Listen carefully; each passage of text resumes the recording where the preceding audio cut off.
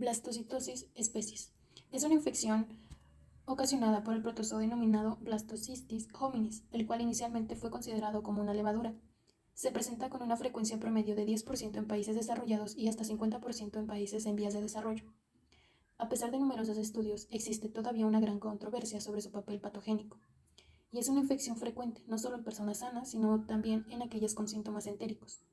Esa es la razón por la cual existen informes contradictorios respecto a la capacidad patógena de este protozoo, y que pueden deberse a la existencia de diferentes subespecies o subtipos, lo cual puede explicar que haya diversos grados de capacidad patógena. El agente causal de la blastocitosis es el protozoario perteneciente al género Blastocystis species. Se llama así porque es un parásito y además de esto es esférico y tiene un tamaño de 4 a 20 micras. Este parásito tiene una vacuola sumamente grande en su centro y lo que está alrededor es la membrana delgada del citoplasma, y en la periferia podemos encontrar a los núcleos. Estas nunca se van a encontrar centrales porque en el centro se encuentra la gran vacuola. Además, este es el trofocito.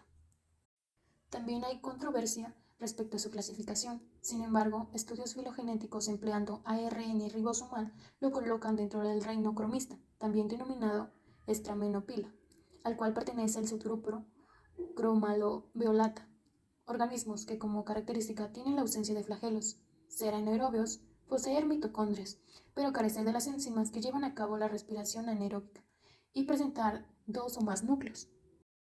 Se ha propuesto la desaparición del nombre Blastocystis hominis y se plantea identificarlo como Blastocystis species, para ubicarlo en alguno de los subtipos y así determinar el origen de donde fue aislado. El mecanismo de transmisión es a través del fecalismo, al ingerir agua y alimentos contaminados con quistes, que es su forma de resistencia, y otros mecanismos donde prevalecen condiciones higiénico-sanitarias inadecuadas. Respecto a su morfología, Blastocystis species presenta dimensiones variadas que van desde 2 hasta 200 micromol, cuyo rango promedio es de 5 y 40 micromol. Y por lo menos se le reconoce 6 estadios morfológicos. Ameboide, que mide de 2.6 a 7.8 micromoles, pero puede alcanzar hasta 200 micromoles. Adquiere varias formas y al desplazarse va a proyectar parte de su citoplasma en lo que se le conoce como pseudópodos, y se puede identificar a partir de heces diarreicas. Estos pseudópodos le van a servir no solo para desplazarse, sino también para fagocitar. El segundo estado morfológico es abacular, que va a medir de 5 micromol y va a tener de 1 a 2 núcleos. En su mayor parte va a estar formado por la vacuola, la cual, aunque no se sabe con precisión su función, va a servir como almacén de energía probablemente a partir de los hidratos de carbono. El tercer estado morfológico va a ser la fase vacuolar, que es la más común y que va a medir de 4 a 100 micromoles. Además va a ser esférica, la mayor parte la va a ocupar la gran vacuola.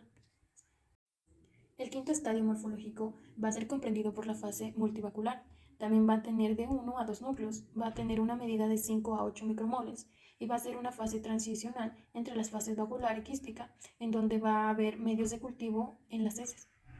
La quinta fase va a ser la granular, que va a ser identificada a la fase vacular, representando innumerables gránulos dentro de la vacuola y su citoplasma. Además va a tener de 1 a 4 núcleos, en lo que se piensa que va a ser un estadio degenerado, en donde los gránulos pueden ser de tipo metabólico, lipídico y reproductivo. La sexta y última fase va a ser la quística, que va a ser la más pequeña y va a tener una forma de resistencia muy grande, además de poseer una capacidad quística de multicapas, y va a presentar de 1 a 2 núcleos, pero no va a tener una vacuola central, pero sí vacuolas intermedias, es decir, vacuolas de menor tamaño que van a ser resistentes a condiciones ambientales.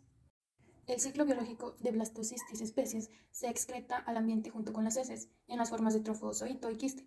Ya puede ser por ingestión con alimentos y bebidas contaminadas, por fecalismo con el agente que pasa por el estómago. En el intestino va a ocurrir la fase vacuolar y después va a comenzar a formarse una vacuola, la cual mide mediante el mecanismo de fisión binaria y forma pequeñas vacuolas, lo que va a dar paso a la fase multivacular y posteriormente va a continuar su ciclo y da lugar a la fase granular para pasar finalmente a la forma ameboide.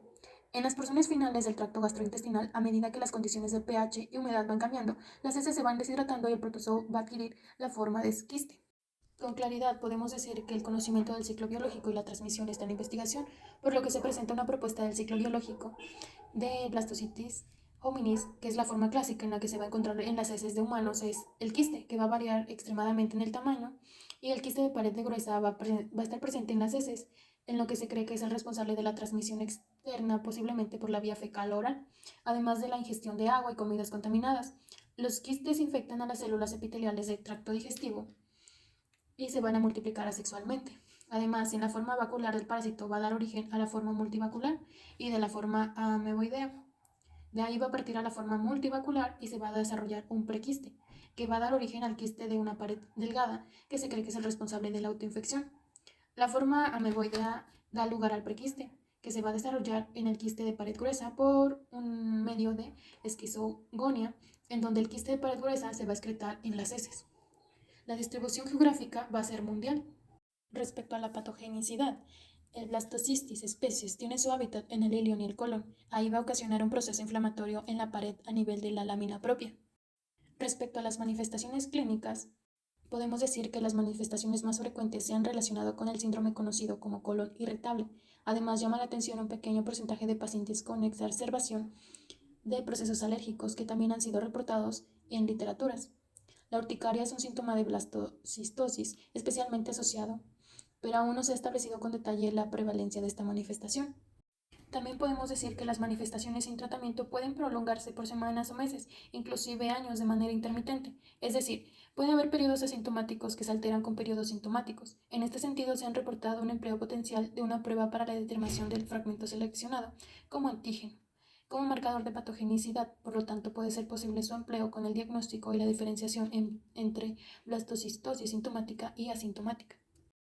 Dentro de las manifestaciones clínicas vamos a tener signos y síntomas, tales como dolor abdominal, diarrea, flatulencia, meteorismo, constipación intestinal, náusea, hiporexia, vómito, fiebre, exacerbación de procesos alérgicos, entre otras más. Respecto al diagnóstico del laboratorio, se basa en encontrar las estructuras del estadio, del tipo de quiste en las heces. Se prefieren los frotis fijos teñidos sobre los frotis directos, porque se pueden ver los desechos fecales y a la vez no confundirse con la presencia en los organismos. Y se tiene prohibido lavar los especímenes con agua, porque se lisan los organismos los que resultan en falsos negativos. Los medios de cultivo más empleados son el medio de Robinson, Dolbenco, Jones y el de huevo.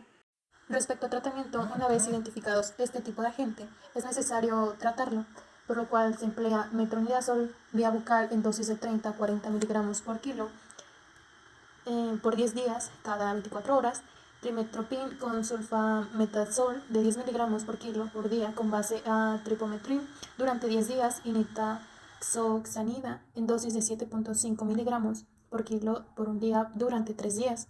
Otros fármacos que han sido empleados en la terapia de estas protosis son tinadixol, ciprofloxacina, paromomicina con resultados viables. Sin embargo, se ha puesto de manifiesto la falla terapéutica en algunos casos, lo que demuestra la necesidad de nuevas investigaciones para ampliar opciones de tratamiento.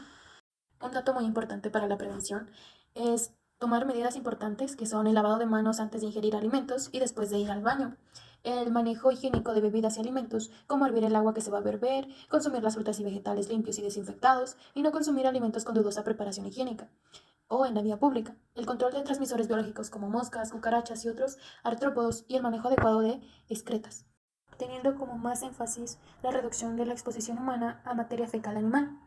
Bueno, con esto damos por finalizado el tema. Es cierto, hay múltiples variaciones e información sobre este tema, pero se seguirá viendo más adelante con un poco más de bibliografía.